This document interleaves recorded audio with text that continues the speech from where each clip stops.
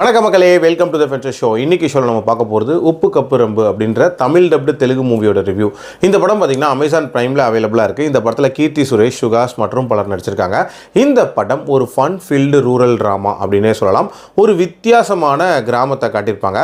அந்த கிராமத்தில் யாராவது இறந்து போனாங்கன்னு வச்சுக்கோங்களேன், அவங்கள எரிக்காமல் கண்டிப்பாக புதைக்கணும் அப்படின்ற ஒரு வழக்கம் இருக்குது.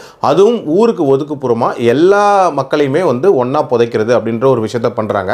புதைக்கிறது மட்டும் இல்லாமல் அதில் ஒரு கல்வெட்டு மாதிரி வச்சு அவங்க பிறப்பு இறப்பை தாண்டி அவங்க எப்படி இறந்து போனாங்க அப்படின்றதையுமே டிஸ்கிரிப்டிவாக போடுறாங்க. இதை காலங்காலமாக இவங்க பண்ணிட்டு வந்துட்டு இருக்காங்க. ஸோ இந்த சுடுகாட்டில் தான் நம்ம சுகாஸ் வேலை பார்த்துட்டு இருக்காரு. அண்ட் இந்த ஊர் தலைவரோட பொண்ணு தான் கீர்த்தி சுரேஷ். அவங்க அப்பா இறந்ததுக்கு அப்புறம் மட்டும் அந்த பதவி கீர்த்தி சுரேஷ்க்கு வருது. அவங்களும் பதற்றத்தோட அந்த பதவியை ஏற்றுக்கிறாங்க. இந்த பதவியில் இவங்களை உட்கார வைக்கக்கூடாது, எப்படியாவது காலி பண்ணணும்னு சொல்லிட்டு 2 ரைவல் கேங் சுற்றிட்டு இருக்காங்க. ஏதாவது பிரச்சனை வரும் அப்படின்னு சொல்லிட்டு பயங்கரமாக வெயிட் பண்ணிட்டு இருக்காங்க. அந்த டைமில் ஒரு மிகப்பெரிய பிரச்சனை வருது. அவங்களோட சுடுகாடு ஆல்மோஸ்ட் ஹவுஸ்ஃபுல் ஆக போகுது. இன்னும் 4 ஸ்லாட் தான் காலியாக இருக்குது அப்படின்ற மாதிரி சுகாஸ் சொல்கிறாரு. ஸோ இதுக்கப்புறம் இங்கே என்ன மாதிரியான சம்பவங்கள் நடக்குது, அண்ட் சுகாஸோட அம்மாவோட கடைசி ஆசை அந்த சுடுகாட்டில் புதைக்கணும் தான். ஸோ அது நிறைவேறிச்சா, அண்ட் இந்த பிரச்சனைக்கு இவங்க என்ன சொல்யூஷன் கொண்டு வந்தாங்க, டுவர்ட்ஸ் தி எண்ட் என்ன ஆகுது அப்படின்றத அந்த படத்தோட கதை. ஓடிடியில் சும்மா லைட் ஹார்ட்டடாக ஃபன் ஃபீல்டாக பார்க்குற மாதிரியான ஒரு படமாக தான் இவங்க ப்ரெசென்ட் பண்ணியிருக்காங்க. இன்ஃபேக்ட் இதில் இவங்க சொல்லியிருக்கக்கூடிய அந்த கான்ஃப்ளிக்ட் அப்படின்றதும் ரொம்ப பெரிய கான்ஃப்ளிக்ட்லாம் இல்லை.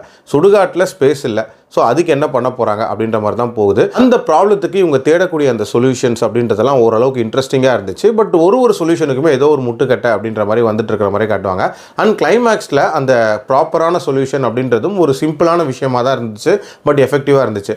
அதே மாதிரி இதில் இவங்க பேசியிருக்கக்கூடிய அந்த சமத்துவமான விஷயம் அப்படின்றதுமே ஓரளவுக்கு நல்லாவே ஒர்க் அவுட் ஆயிருந்துச்சு அப்படின்னே சொல்லலாம். பர்ஃபார்மன்ஸை பொறுத்த வரைக்கும் சுகாஸும் சரி, கீர்த்தி சுரேஷும் சரி, தங்களுக்கு கொடுக்கப்பட்ட ரோலை கச்சிதமாக பண்ணியிருக்காங்க.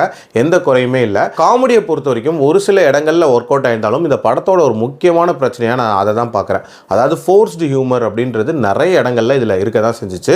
அதாவது இந்த காமெடி ஷோலெல்லாம் பார்த்துருப்பீங்களா, ஒரு லாஃப்டர் பேக்ரவுண்ட் மாதிரி ஒன்று போட்டு விடுவாங்க, சிரிப்பே வரலனா கூட.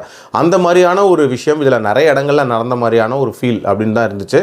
அதே மாதிரி கன்வீனியண்ட்டாக நிறைய விஷயங்களை இவங்க எழுதினாங்களோ அப்படின்ற மாதிரி தோணுச்சு. உதாரணத்துக்கு நடுவில் கீர்த்தி சுரேஷோட பதவி ஜஸ்ட் லைக் தட் போயிட்டு திருப்பி வர மாதிரிலாம் காட்டுவாங்க. ஸோ அதெல்லாம் கொஞ்சம் செயற்கைத்தனமாக இருந்துச்சு அப்படின்னே சொல்லலாம்.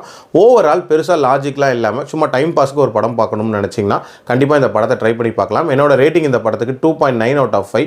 அடல் கண்டென்ட்லாம் இல்லை, தாராளமாக பார்க்கலாம். மீண்டும் அடுத்த விமர்சனத்தில் சந்திக்கிறேன். நன்றி, வணக்கம்.